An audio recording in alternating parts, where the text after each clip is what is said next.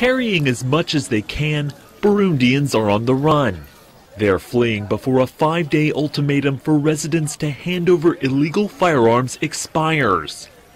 President Pierre Nkurunziza set the November 7th deadline, saying anyone with guns risks being dealt with as enemies of the nation.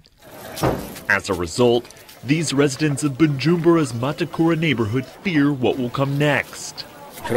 We are fleeing because we have heard about the president's directive, and I'm scared they are going to call us fighters.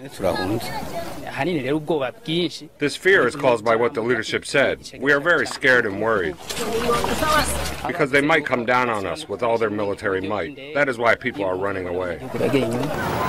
The country has been embroiled in chaos since Nkurunziza won a disputed election in July.